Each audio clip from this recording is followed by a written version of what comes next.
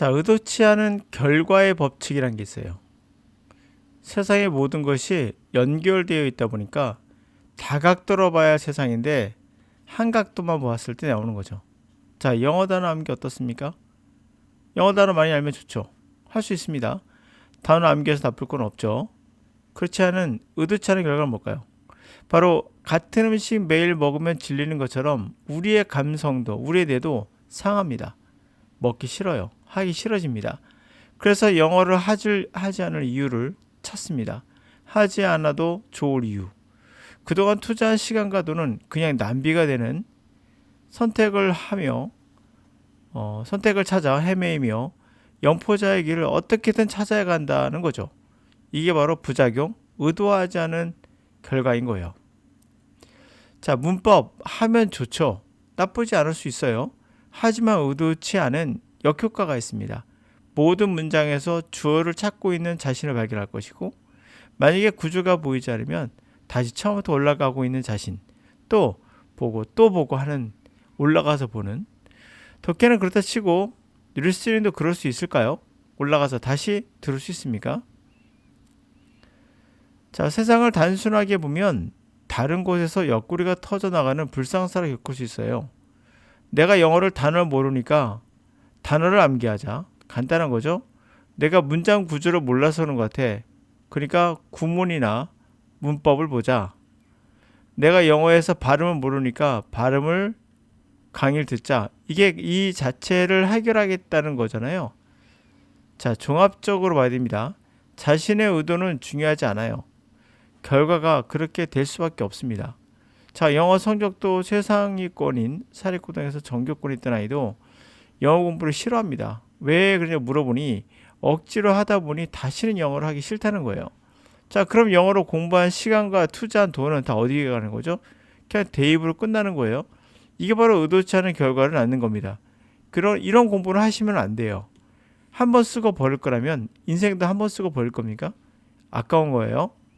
자, 밑에 나오는 The Law of Unintended Consequence, 경제학 용어 중에 의도치 않은 결과의 법칙이라는 설명입니다. 자, when evaluating the policy, 어떠한 정책을 평가할 때 people tend to concentrate, 사람들은 집중하는 경향이 있어요. on how the policy, 어떻게 그 정책이 fix some particular problem, 어떤 특정한 문제를 해결할 것인가. 그렇죠? 그리고 동시에 ignoring or downplaying other effect, 그러면서 동시에 무시하거나 경시해요. 다른 효과들, 그것이 매일 가져올 수 있는 효과들요. 그렇죠? 단어 중요하죠. 그러면 단어장을 5만 단어, 3만 단어, 5,500단어 이런 단어장을 여러분 자신도 모르게 이 단어장을 서점에서 갖다가 들고 있는 자신을 발견할 거예요. 왜 들고 있는 거죠? 손에 드는 순간 내가 이걸 할 수 있을 것 같은 착각을 주거든요. 되게 어려운 거예요.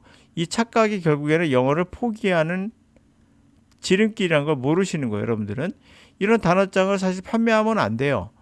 그러나 이 단어장을 판매하는 이유는 잘 팔려서 그래요. 집에 한 권 또 두 권 정도 단어장이 집에 있는 사람들 꽤 있을 거예요. 학교에서 사러 갈 수도 있고 본인이 살 수도 있고 하여튼 간에 이런 단어장이 주는 어떠한 심리적 안정감이 있거든요. 이걸 절대 버리셔야 돼요. 이거를 자꾸 선택하는 영어 선생님들도 여러분들에게 돌리는 거예요. 이 단어장 암기하면 다 된다라고 암시를 주는 거거든요. 이 사람들은 전혀 전문가가 아니에요. 그렇다면 자, 이코노미스트는 흔히들 refer to this situation, 이러한 상황을 the law of unintended consequences, 예기치 않았던 결과의 법칙이다라고 해요. 자, 예를 들어볼게요. For instance, suppose that, 가정해 봅시다. You impose tariff, 관세를 매겨요. imported steel, 수입된 스틸 강철에다가, 그래서 in order to, 뭐 하기 위해서 protect 잡을 보호하려는 거죠. domestic steel workers, 국내의 그러한 강철업계 노동자들을 지키기 위한 거예요.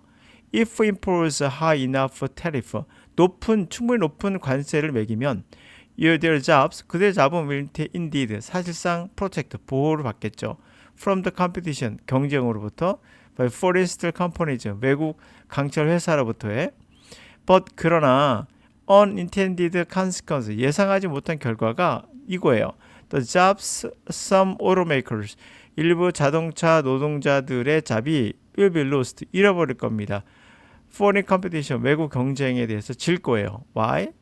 tariff, 그 관세가 protect steel workers, 강철 노동자들은 지켜줬는데 raise price steel, 강철의 가격을 올렸겠죠. 그것이 domestic automobile makers, 자동차 그런 메이커들은 need to build, 필요하거든요. 그게 their car, 그들의 차를 만드는데 as a result, 결과적으로는 domestic automobile manufacturers, 국내 자동차 제조업자들은 have to raise, 올려야 하는 거죠. prices, 가격을요.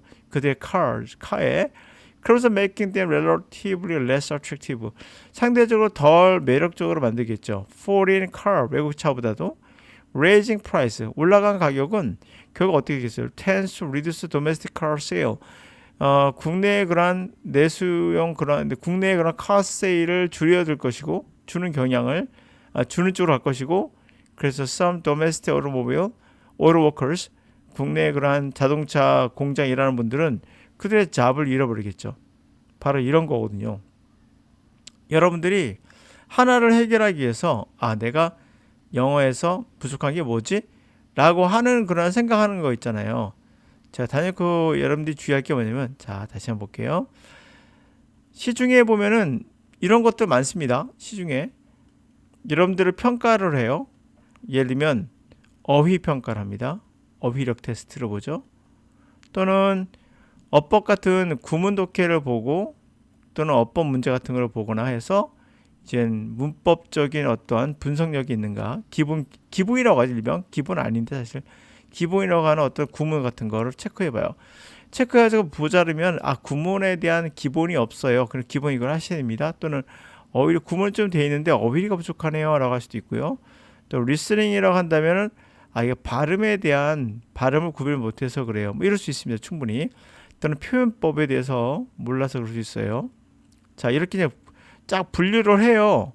그럼 여러분 굉장히 체계적으로 보이죠, 평가가. 이거 체계적인 거 아닙니다. 체계적으로 보일 뿐 실제로는 어휘 따로, 구문 따로, 리스닝 따로, 표현법 따로 하고 있는 거예요. 그러면 어휘력을 채웠다 가정해 봅시다. 그럼 어휘력을 그래 이제부터 3,000단어장을 줄 테니까 이걸 같이 반복해서 암기할 겁니다 하면은 될 것 같잖아요. 느낌에 딱 봐도 그럼 해결될 수 있겠구나 라고 생각이 되죠. 똑같은 거예요. 강철 노동자를 지키기 위해서 관세를 쭉 올리면 그에 따른 여파로 자동차 가격이 오르되니까 장소 회사는 망하는 거예요. 이런 형식이 돼 있다는 거죠. 그럼 어휘를 쭉 올리면은 그래요. 그럴 수 있다 칩시다. 그러면 이걸 통해서 뭘 얻게 되느냐? 이 안에는 영어에 대한 질리는 거예요. 반복이라는 것은 이건 고문과 같아요. 우리 뇌에는. 반복적으로 밥을 똑같은 걸 먹으면 질리는 것처럼 이 고문은 결국에 영어를 하기 싫다는 생각이 들어요.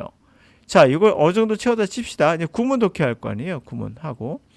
그럼 리스닝도 억지로 하게 될 겁니다. 아마 여러분들. 표현법도 영어처럼 암기할 거예요. 이렇게요. 그러면 이 반복에 또 리스닝 반복, 표현법 반복에 그러면 암기할 게 너무 많아지니까 사람이 이제는 영어 자체가 싫어지는 거예요. 이게 바로 역작용인 거죠. 아무리 100번 양보해서 좋은 건지 모르겠으나 좋은 밥, 좋은 약도 계속 먹으면 질리고 그래서 거부 반응 나타나는 거거든요. 그래서 아무리 좋은 밥도 결국 우리 몸이 받아들이지 못하게 되는 것처럼 이게 좋은 약이라고 하더라도 문제가 돼요. 그래서 모든 것은 다각도로 접근할 수 있도록 만들어줘야 되는데 여러분들의 영어 선생님들은 그러지 못한다는 게 문제예요. 그냥 영어로 하면은 그냥 무조건 암기, 어떻게 하면 뭐 편하게 배울 수 있나 하지만 그 자체가 의도치 않은 결과를 나타내는 그런 법칙에 적용된다는 거죠.